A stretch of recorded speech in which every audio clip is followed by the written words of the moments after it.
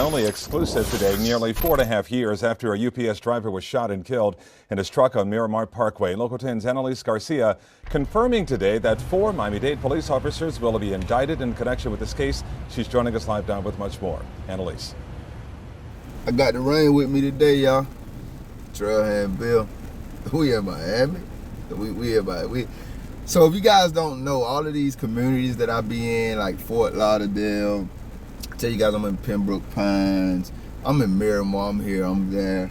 These are kind of like cities outside of Miami. So a lot of people will say I'm in Miami when you're in that city just because you don't feel like explaining it. And that's crazy. That's where we're at today. I cover a lot of cases. I very rarely get to come so close to home. I mean, I'm not celebrating because obviously from what we hear so far, a man lost his life. Other than that, guys, you know I don't know what's going on. Let's see what's up. Miami, Florida. That's right. We've learned from sources that 4 Miami-Dade police officers are facing charges and expected to be indicted after this information just became known to us from the Police Benevolent Association. This is all in connection to that fatal shootout involving a UPS driver who was held hostage back in 2019. The PBA telling us they're representing all 4. Long time, I'm waiting. This mother waiting nearly 5 years for answers. Lucy Apolinario's son, a UPS driver who was held hostage, shot and killed after a cross-county chase in December of 2019. I wasn't alive when the shooting happened. The chaotic tragedy happened December 5th, 2019. It started in Coral Gables, where 2 men, Lamar Alexander and Ronnie Hill, robbed a jewelry store. Then they hijacked a UPS truck with the 27-year-old driver still inside. This sparked a police chase through 2 counties. Things ended with nearly 24 police officers from multiple agencies firing their weapons at the truck at a busy intersection, Miramar Parkway and Flamingo Road. Bullet holes in his heart. When the smoke cleared, the subjects Alexander and Hill were both dead, and so were the UPS driver Frank Ordonez and 70-year-old Richard Cutshaw, who was hit by a stray bullet while sitting in his car on his way home from work. Y me alegra saber de que... Fast forward 4.5 years after the Broward State Attorney's Office presented the investigation to the grand jury. 4 Miami-Dade police officers involved are being indicted, likely facing serious charges after what happened. The Police Benevolent Association, who's representing all 4, shared a statement with Local 10 that reads in part, "We're extremely disappointed that after almost 5 years, these officers are finding themselves indicted for something they had seconds to decide. The Broward State's Attorney's Office is prosecuting officers for responding to armed subjects, where they just got done prosecuting an officer for not responding in Parkland." So we are still working to get some more information. There's not a lot yet released because this is still a sealed indictment. As soon as we learn anything else, we'll be sure to bring it to you. We are expecting to see these 4 officers turn themselves in at some point next week. We're live in Fort Lauderdale. Annalise Garcia, Local 10 News. That was very grieving to watch, first and foremost. I don't know why it feels like I know that dude. Not just that I've seen him, like I've had an encounter with him. I'm almost sure that's not the case, but when I was watching it back a second time, I looked at his face, like, I just looked at him, I'm like, yo, fam, I've seen you somewhere before. Like, man, you... And I didn't even know that the older guy, forgive me, I don't remember his name, was also involved, guys. I'm a little confused, and this is why I do like to do research and know what's going on. I'm here, right? I'm in Miramar every day. I live in Miami, like I'm in Fort Lauderdale. All that's Broward County. Everything but Miami is Broward County. So that's what I'm confused about. And that's where the whole knowing, you know what I mean, having the information and the education comes in at. Because to my recollection, and if you watch this and you can't correct me in the comments, please do. Miami-Dade, their county police officers, they don't have jurisdiction in Broward County, right? But I'm gonna bet there's some type of law that does allow them to cross, you know, county lines when there's, you know, emergency or something going on. But I'm also conflicted about that because I've literally heard stories about officers crossing jurisdictions and, you know, that complicating the cases that they were working on. So that's something that popped out to me. They didn't say enough. Did I miss it? Did I miss it when they said that the suspects were also shooting at the officers? I did hear the lady say that they were armed, but did I miss it when she said that they were shooting at the officers? Why were the officers shooting at them?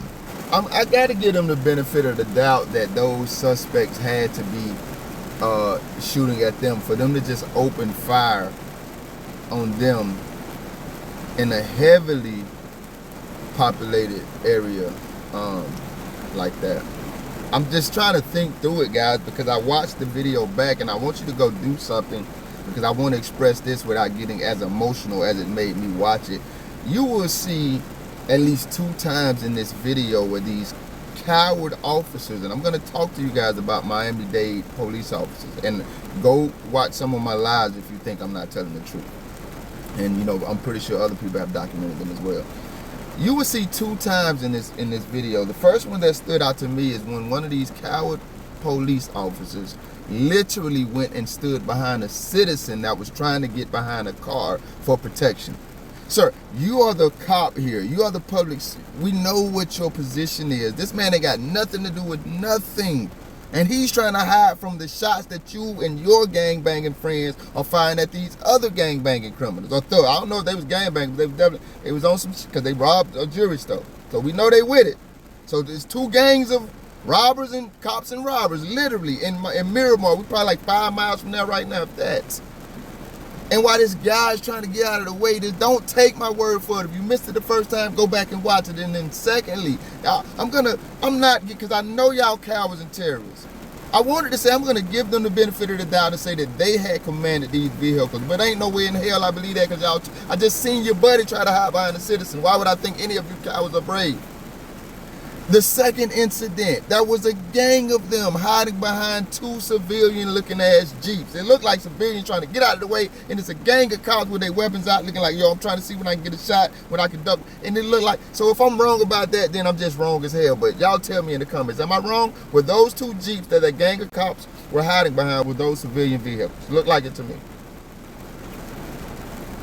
This upsets me so much, guys. Let me just go ahead and tell you about Miami-Dade cops, man. I don't know if it's because they don't have a particular area, and so like they're more widespread, you know what I mean? Whereas you'll get these local PDs, you guys have, once again, go check my lives out. You'll see me interacting with the locals, the city cops. They're more so around this area. I call things how they are, man. They're laid back, they're kind of cool.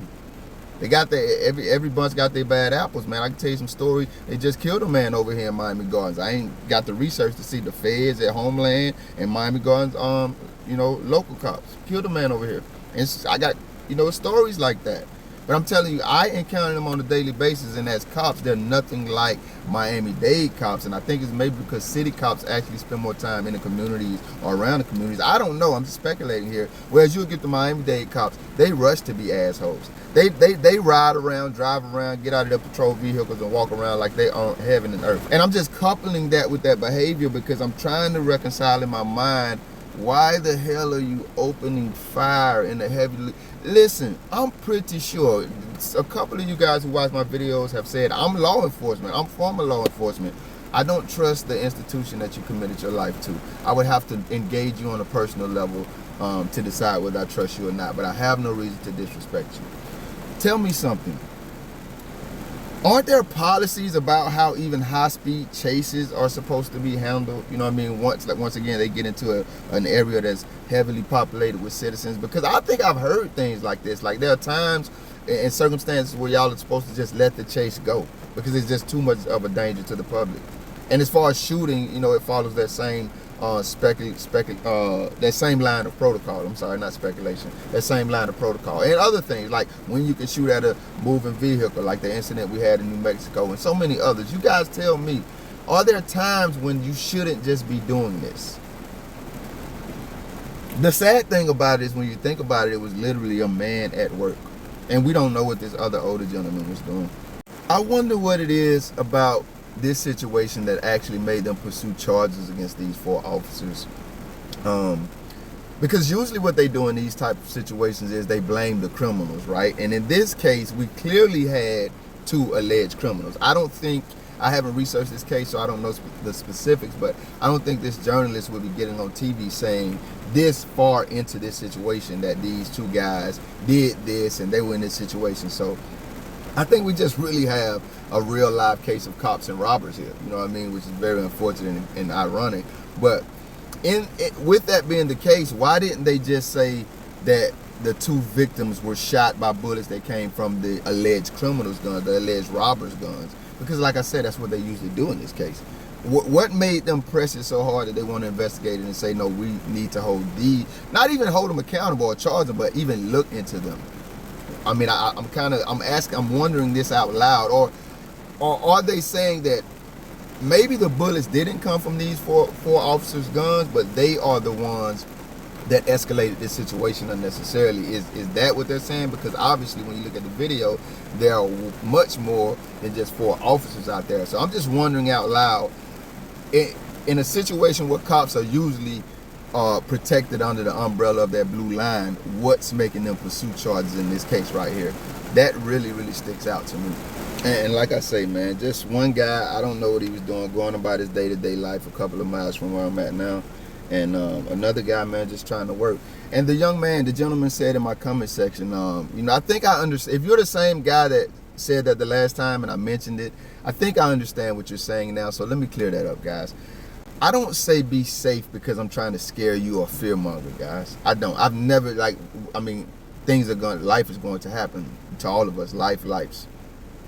I say it because of situations like this, and I've always been like this. I would tell my lady, "Hey, don't leave your pocketbook on the front seat where people can see it. You're begging somebody to walk by and break the window and snatch in again." I'm always watching and being aware of my surroundings, guys, and it's perfectly for things just like this, man. The dude is a UPS driver, man. He was just trying to do his thing, but the next thing you know, he's a victim of a carjacking, he's a victim of a kidnapping, and he's a victim of somebody's bullet that took his life when he had nothing to do with nothing, man.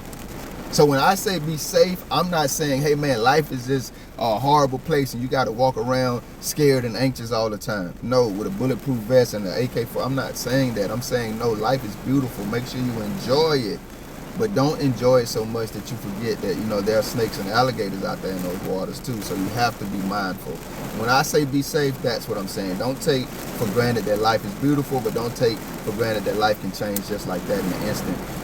And you know, you may be in a situation where you're waiting 4 or 5 years for justice, or you may be in a situation where your life is taken from you very, very unnecessarily. And it very well could have been prevented if you would have just been more aware. Now, I'm not at all saying that's what happened here. I'm just correlating to why I'm so often saying be safe. I don't know how this case will unfold.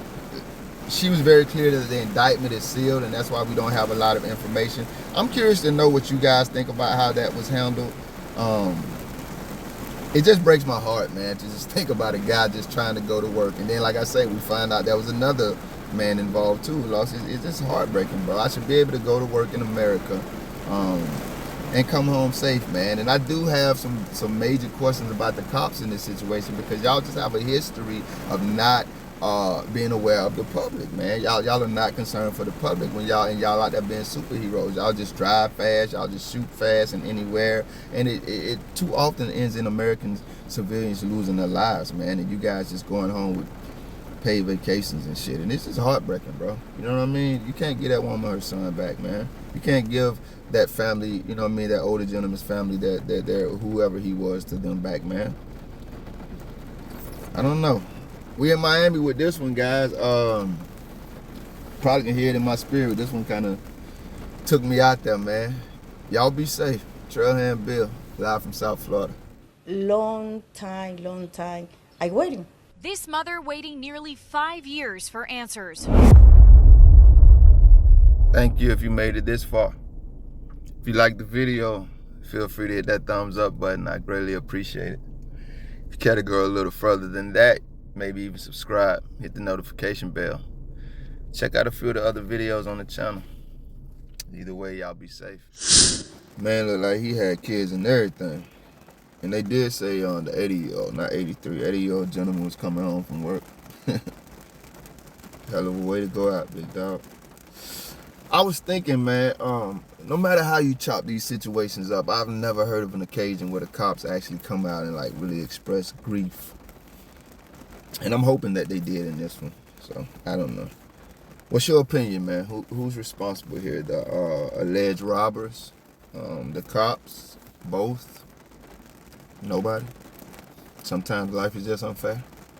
Sorry about the rain, y'all. It's hurricane season down here. Kind of my mood today anyway. When the smoke cleared, the subjects Alexander and Hill were both dead, and so were the UPS driver Frank Ordonez and 70-year-old Rick Cutshaw, who was hit by a stray bullet while sitting in his car on his way home from work.